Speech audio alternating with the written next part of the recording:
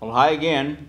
This is Mike Siver with my guest Mike Nelson, part 2 of What Role Do I Play? And it's a question that we don't often ask ourselves in society at all. When I get in this situation in my life, what role did I play getting here? What was my part of it? And I write in my book, and I've written a couple books, and one of them is here that we're going to talk about in a minute. An example of getting a speeding ticket. A simple thing, we all get them. I've had them. I'm sure most everybody out there has had one. But you get a speeding ticket, and you get mad at the policeman for giving you a ticket. Most people try and figure out he could be doing something else. He should have been picking on a bad criminal. I'm not a criminal. I'm not a bad person. But the honesty is the role you played is you were speeding. Right. And he happened to catch you. And that's just the bottom line.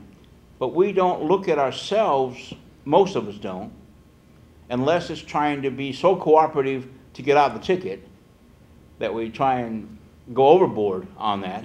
But still the role we play in that was we were speeding.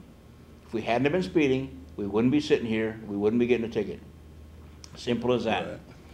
Well, in the book, one of the books that I've written, there's one of the chapters is called, and we talked about this on the last session, was bullying versus anger management and power and control.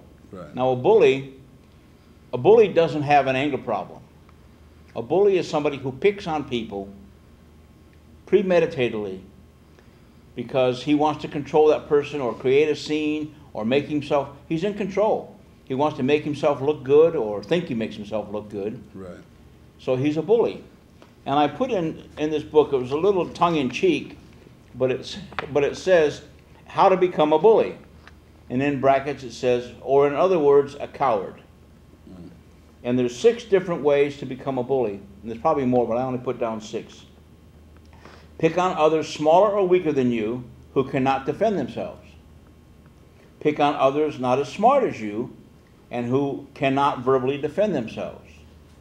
Pick on others who have a physical disability and cannot defend themselves. Pick on others with an intellectual disability who cannot defend themselves. Pick on others who are a different race or religion due to their beliefs will not fight back or defend themselves. Pick on those smarter than you but who are smaller and cannot defend themselves. That's one way, if you want to become a bully or a coward, to do that. The problem with that is, and it goes on to where most people don't like bullies. Right. And most bullies end up realizing they're not nice people when they grow up. And I've known several bullies when I was younger, and I've met several who I didn't know were bullies when they were younger, who've gone back and apologized to the people who they bullied. And they, to this day, say they really don't understand why they did it, but it was something that gave them a little adrenaline rush, a little power, and a little control, and that's where we go from there. Yeah. And it's really relevant to the conversation we were having last time about, men involved in domestic violence. They're just a big bully.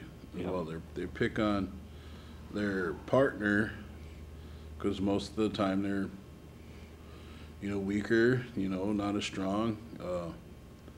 They've got to beat down so much where they're not at, maybe as intellectual as he thinks they should be, and so it's totally relevant, and there's many ways to stop a bully. You mentioned last time that your sisters all got together and gave you a good lashing, and that was the end of that one. Yeah. And I'm not saying that us as men need to get together and beat this guy, that's hitting his wife around up. I don't believe we should do that. But we maybe get together and go have a conversation with this guy. There's a lot of things that we can do as men to stop this. Yep. And if we would just get outside of ourselves and get outside of the mentality where, you know, things just happen and I have no control over it. And, you know, we have control over what goes on around us to an extent, you know. You know, you want to stop crime in the neighborhood, you get together with 5 or 6 people, neighborhood watch, and you watch out for each other. Right. Why can't we do the same as men for, you know, men that are hitting their wives? You know, we all know there's a guy down the road. You know, we all know, you know, maybe it's the guy next door. We know what goes on. We see it. We hear it. But all we do is sit back and whisper. Hey, do you know what Charlie did last week? You know, or do you see that? And that's the end of it. Yeah. How about, hey, you see what happened? You know, Charlie did such and such. Maybe we need to get together and go talk with Charlie. Yeah. Let him know that's not acceptable in our neighborhood. And I think if more and more of us did that, did some sort of that, you know, they will either maybe move out of the neighborhood or they'll just, you know, come to an end. You know, I like to look at it in a religious aspect. You know, Matthew 18 says if you have a problem with your brother, you go to that brother. Yep. And you discuss it with them. And if that doesn't work, you take another brother. And then if that still doesn't work, you take it to the church. And we can use that, parallel that into our society, where if we see it, we need to go talk to that person. And if that doesn't work, take a couple people. Yep. And if that doesn't work, our authorities need to get involved, and that's when we take it to the authorities. I'm not saying if he's beating the snot out of her, you know, don't call the cops. You know, I'm not saying that. You know, but I'm saying that, you know, maybe the cops got called and she's gone for a couple of days. Let's go have a chat with him. You know, let's go see what he's thinking. Let's see what we can, you know, see what the situation is. You know, maybe we can help, you know, change something or whatever.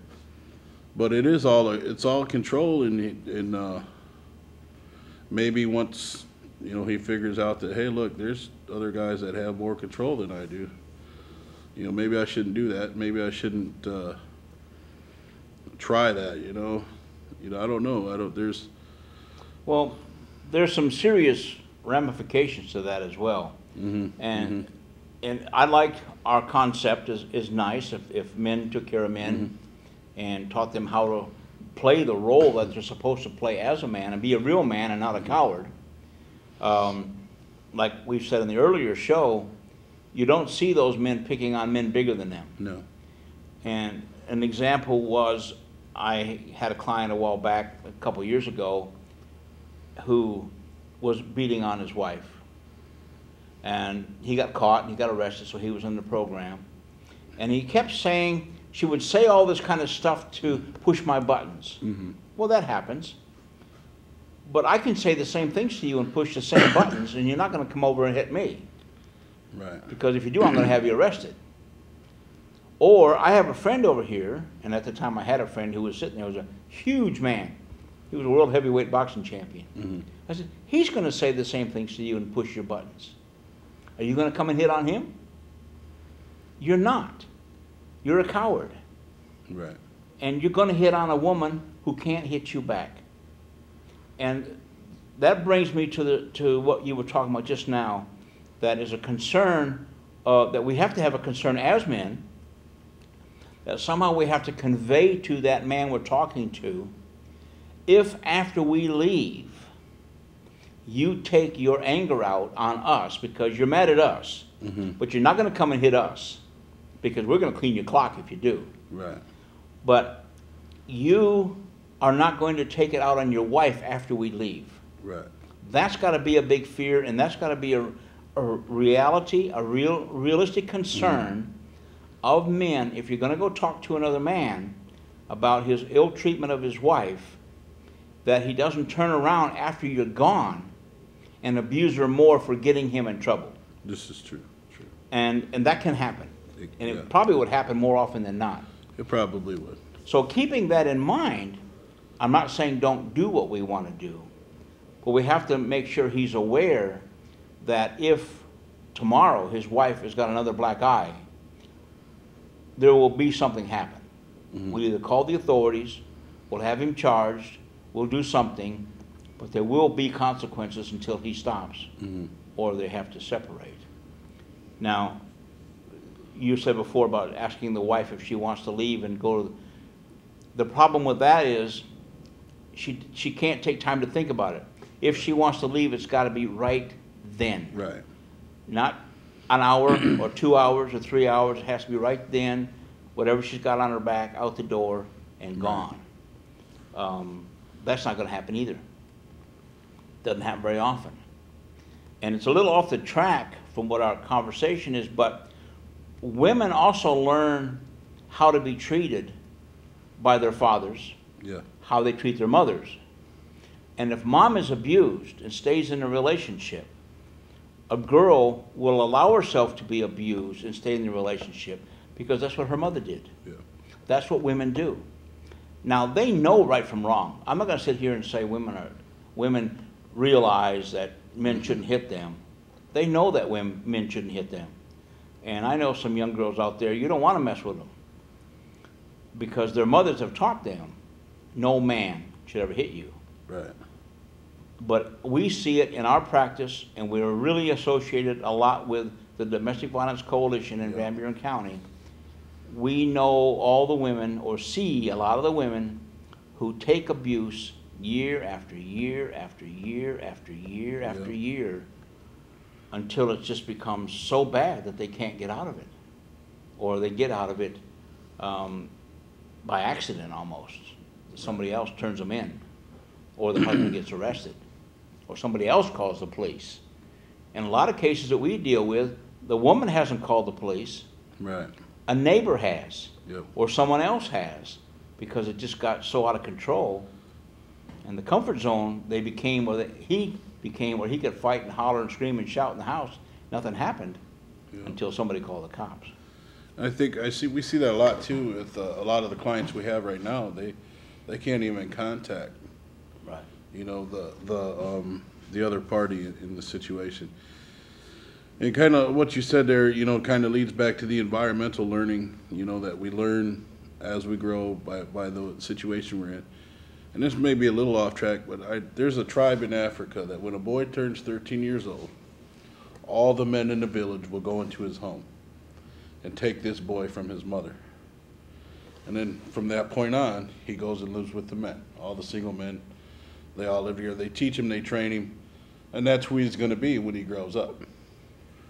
You know, I wish more men would look at it this way: is I'm gonna, everything I do to my wife, my kids are sitting there watching. Yeah. They're learning every bit of it. I wish more men would just focus on, look, I have to be the man of this home. I'm teaching and training my children to be who they're going to be in the future. So if I'm hitting my wife and I'm you know, slapping her around and degrading her, calling her names, I'm teaching my son to be that way. And he may never ever be that way till he gets married. Yeah. We've spoke before. Yeah. You know, he didn't do that when we were dating. Because, you know, men don't hit girlfriends, men don't hit fiancés. But dad hit mom, and they were married. So it's okay to hit mom, you know, it's okay to hit my wife because dad did it all the time. Yep. And it's okay because mom took it. Yep.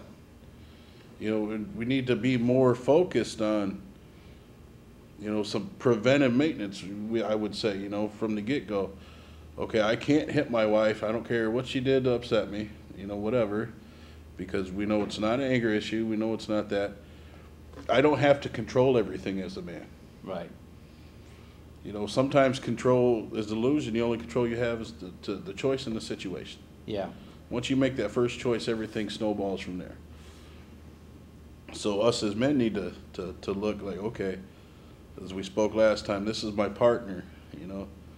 When you get married, you become partners, so we have to do things together. She has a voice, I have a voice, and that's just, we have to accept it. Well, you wonder how many of them understand the word partnership. Very few, I'm sure. That's a partnership, and it's not a boss-employee-ship. It's a partnership. And if maybe the marital counseling, I know there's a lot of marital counseling going on, and I've done some of it in the past, a little bit of it. premarital counseling, I should say. And we do a lot of after-marital counseling and family dynamics and stuff. But I don't know what the format is to have for premarital counseling, to have couples understand partnership, relationship and partnership, and share. And I don't know how much times those words are used, Right. because a lot of organizations have premarital counseling. But the dynamics in that premarital counseling, what does that cover? Right. You know, I know it covers living together and talking together, and communication is the biggest skill that we all need to practice more. Right. But how do you get the partnership to be understood? And how do you, as a premarital counselor, tell them, after listening to them, if you're any good, you know, maybe this marriage shouldn't take place right now? Right. I don't think I've ever heard that. No. But I think that's a role. I can't, in all good conscience, condone this marriage, because it's messed up. The understanding is messed up about it. And I think that's a societal issue also. Right. You know, we've gone so far away from what our country was founded on, and you know, even life itself, you know, it was all based on the Bible, you know, biblical aspects of things. Right.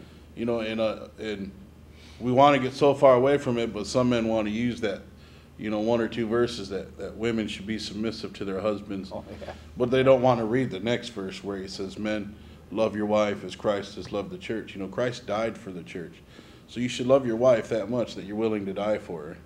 But they want to be like, no, she has to be submissive to me, and being submissive just means that she allows him to lead the home.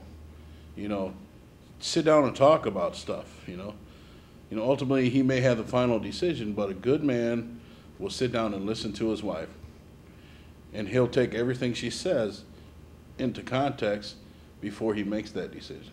You know, or make the decision together. Sit down and be like, look, here's the pros and cons. Do we need to do this, or don't we need to do that? But a lot of men are like, no, you got to be submissive to me, and this is the way it is, and that's what we're going to do. And we got that way out of whack, I believe. Well, I also think a big part of the misunderstanding, or the lack of understanding, is that when a man and woman come into a relationship and they end up getting married, that if the woman, and you said it earlier, just a few minutes ago, allows him to lead her, does he understand that what she's just done? I'm allowing you, I trust you, I respect you, I love you. I'm giving you permission to lead me. Yeah. Without my permission, you're not doing it. Right. And men don't get that. And women do that a lot of times subconsciously or consciously, and they say it, I think, even women say it without sometimes really understanding what they're doing, what they're saying. But men don't get it. No. That she's allowing me, she's giving me permission to lead her through this life, to lead her in this relationship, and she's giving me permission to be the role model in this family. Right. She's giving me permission. And men don't think they need permission. They just assume it and take it. Yep. And that is so wrong. It is. Because there's totally a misunderstanding between what she's giving up and what he's taking.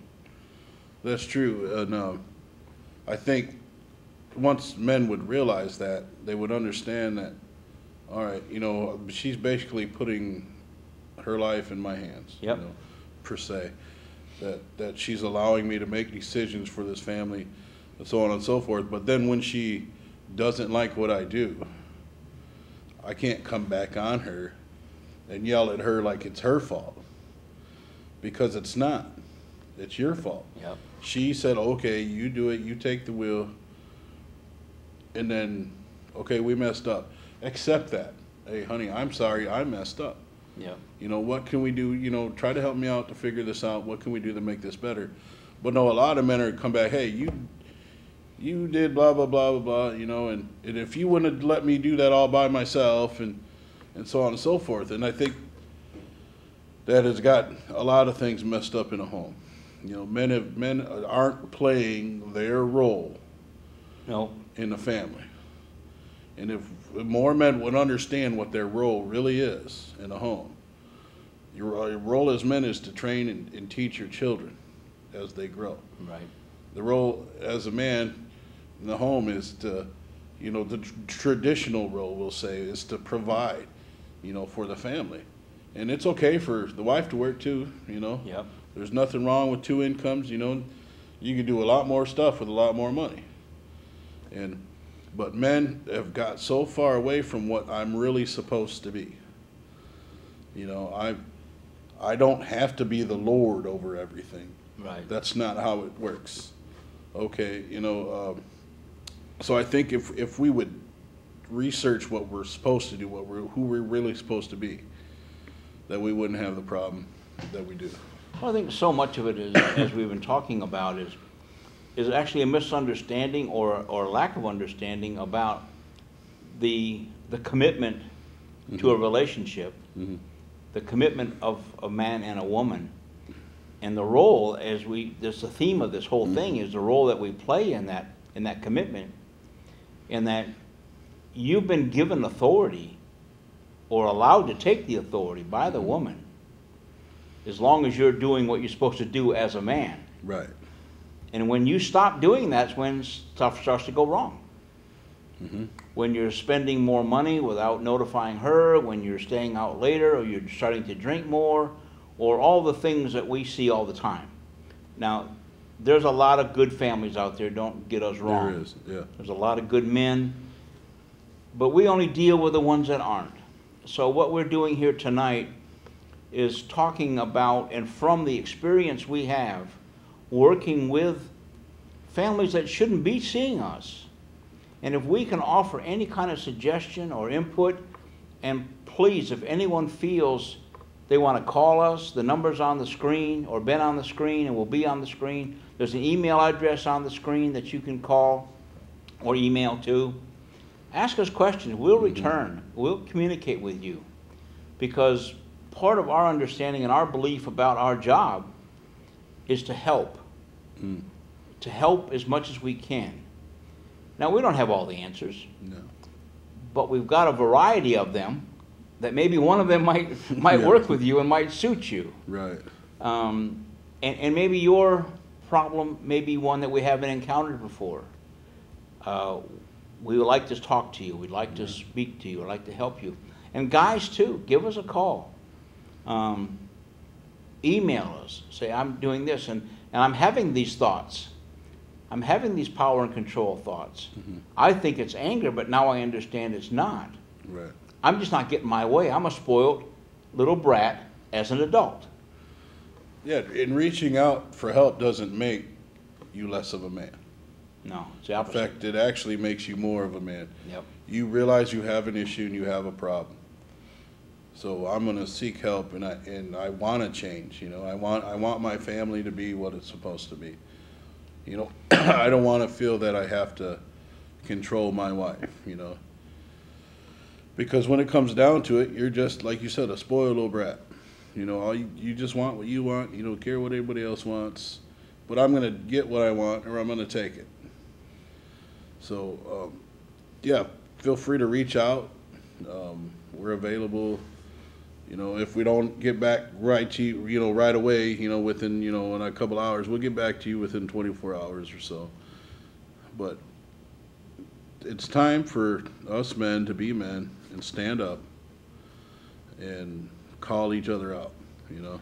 Even if you have a question in your relationship on why are we starting to argue more? Why are we starting to fight more? Asking that question of yourself is the beginning. Right. And it's obvious if you are. You know you are.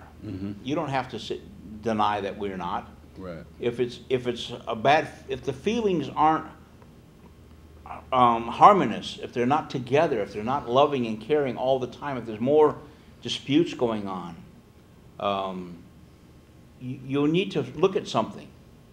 And if what you like, there's a saying out there that says you don't know what you don't know. Yep. And if you can think about that, I think I know what it takes to be a man in a relationship. I think I know what it takes to be a man in a family and have a wife. But we're arguing all the time. So there's something I don't know. There's something going on that I can't figure out.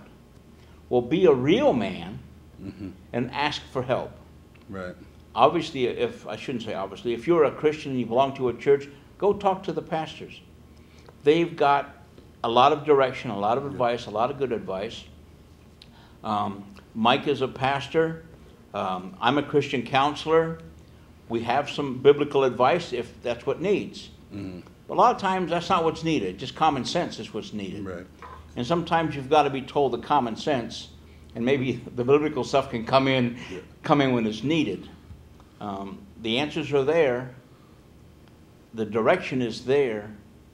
We just have to help you understand it and get it. So if you have questions about your role in the life, your role in the family, your role as a man, please contact us. Yep. And I don't know if you want to, we got a couple minutes left. If you want to wind this up with some stuff that you've been thinking about, we can bring this to a close on a happy ending, I hope. Just, you know, guys, it's just that time. You know, we look at our nation. Our nation is the way it is because men have not stood up. We've not stood up for what is right. So please, you know, start looking at, you know, yourself, in your community. It starts in the community, first in your home, and then in your community. So, you know, if you see something wrong, don't be afraid to say something, you know, in a positive way. And if you don't know how to deal with it, you know, call somebody that can. So just stand up and be a man, you know. And that's not always being violent, and that's not always, you know, trying to muscle your way into a situation. Just stand up, be a man. Maybe that guy just needs somebody to talk to. Maybe he just needs somebody to listen to him, another man, you know. Maybe that's all he's got in his home is women, and he's going crazy. Be there for him to talk to him. Right. There's a lot of times, too, you want to think about it. As a man, you know, we do have a role as a man. And if the home requires a man to be a man and to be strong and big is what he is, well, then you're there to fill that role. Right. Because the situation might be dangerous. It might become physical for whatever reason. I'm not with your spouse, but with someone else. Right. You know, God forbid, it could be an intruder. There's a point for a man to be a man, and we're able to do that. That comes naturally. Right. That's instinctively. But to be a man with integrity, to be a man with honesty and empathy and sympathy, that's a real man. And it's hard work. It is. That's hard work. It is. It is. It's hard work, but it's obtainable. It is, and it's not as unobtainable as you think. Right. It means, like we've talked about on here, is for you to ask yourself the key question: what role am I playing, or do we play in this situation? Now, we can call it relationship, we can call it getting a traffic ticket, we can call it getting whatever we are, wherever we're in. What role do I play in that? I walk into a store to buy a donut from Dunkin' Donuts, and I don't have enough money. Why didn't I check before I went in the store that I had enough money? It's the simple things that frustrate us, that don't ever ask us, what role did I play? Right. Well, with that, we're going to wind this show up. Again, thank you very much, Mike, and I look forward to having you back on the show. I appreciate you having me out, and I look forward to coming back out again. All right, well, thank you very much, and have a blessed night.